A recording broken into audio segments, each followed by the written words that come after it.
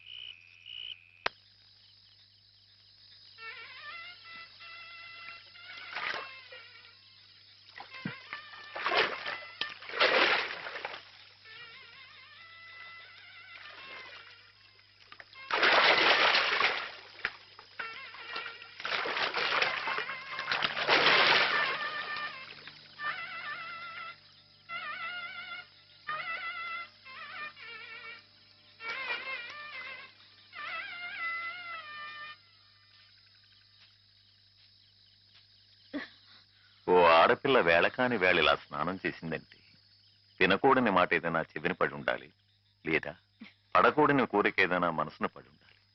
అవునా అమ్మా? రాత్రి శివుడు వేషంలో ఉన్న మాధవ్ పక్కన నేను పార్వతిలా నిలబడాల్సి వచ్చింది బాబా. పార్వతిలా నటిస్తేనే స్నానం చేశావు. రేపు ఆ శివుడి పక్కన పార్వతిలా జీవించాల్సి వస్తే?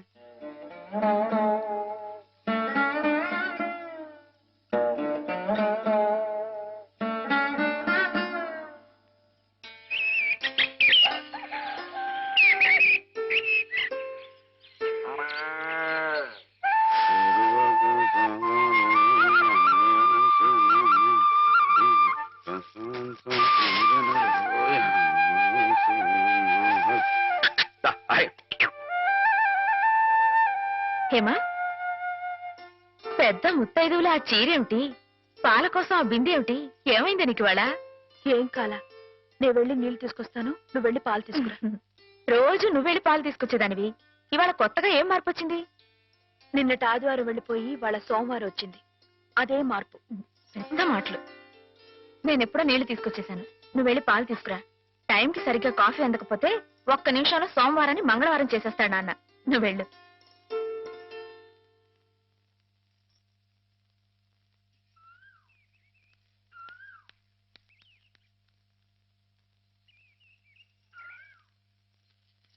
రండి రండి.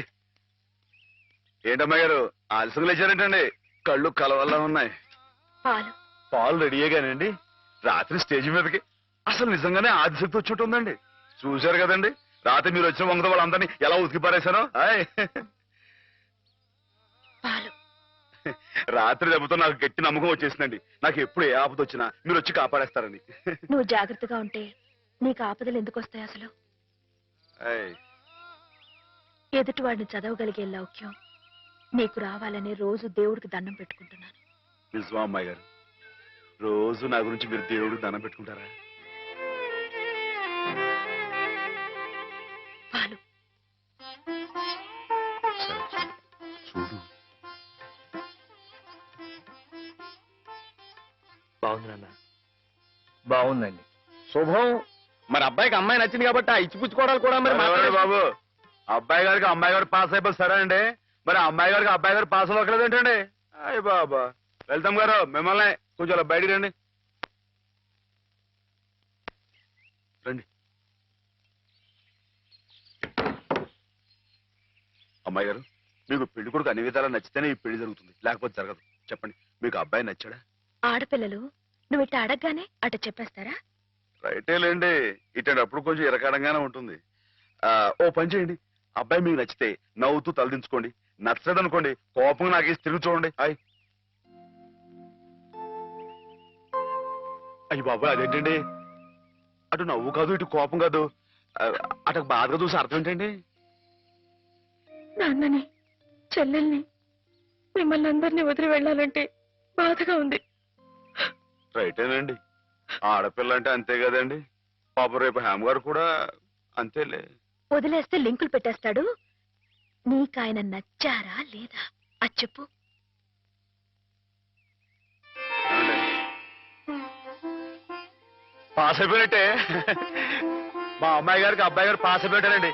ఇక పెళ్లి ఏర్పాటు చేసేసుకోండి. శుభం.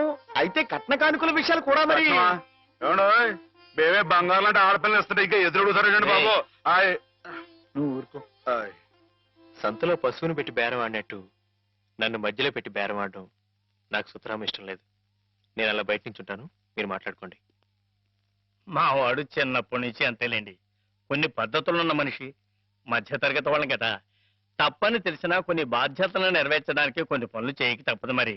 ఏమంటారు బావగారు? అవన్నీ ఎందుకండి? ఆ పుచ్చుకునేది ఏదో ఒక ముక్క మా మనసులో వేయండి. ఒక 50,000 అయితే సబబుగా ఉంటుందంటారు. హాయ్. సరే బావగారు, మీ సంబంధం మాకు నచ్చిందండి. త్వరలోనే ముహూర్తాలు పెట్టుకుందాం. వస్తామండి. నమస్కారం. విన్నావటే 50,000 కట్టడం కానీ ఒక క్షణం ఆలోచించకుండా ఒప్పేసుకున్నాడు మీ అన్నయ్య గారు. అంతటితో ఆగుతుందా? లాంఛనాలని అవని ఇవని ఇంకా అమాం బాపతు ఇంకో 10,000 దేగుతుంది. కాస్త డేకితే మాత్రం తప్పే ఉందండి. మంచి సంబంధం అనుకున్న తర్వాత ఆయ్. ఒరే డబ్బు గురించి నా ఆలోచన ఎందుకు బావగారు? ఈ ఇంటిని అమ్మేస్తాను. జోకులేస్తున్నారా బాబు గారు? లేదయ్యా, నిజంగానే అమ్మేస్తాను. తాతల నాటి ఆస్తి ఈ ఇంటిని అమ్మేస్తారా? అవును బావగారు. నాకు కుర్రాడు నచ్చాడు. అతని క్రమశిక్షణ నచ్చింది. ఈ రోజు లెక్కల ప్రకారం వాళ్ళు ఏమీ ఆకాశంలో లేరమ్మా. చాలా సబబుగానే అడిగారు. అయినా రేపు మీరు మాత్రం అడగరా? మీరు అడగకపోయినా నా బాధ్యతగా నేను ఇవ్వద్దా చెప్పండి. అందుకే ఇంటిని అమ్మేసేయాలనే నిశ్చయానికి వచ్చాను. మీ ఎరుకలో ఏదైనా మంచి బేరం ఉంటే చూడండి బావగారు. కాస్త ఇంటిని శ్రద్ధగా చూసుకునే మనుషులను చూడండి.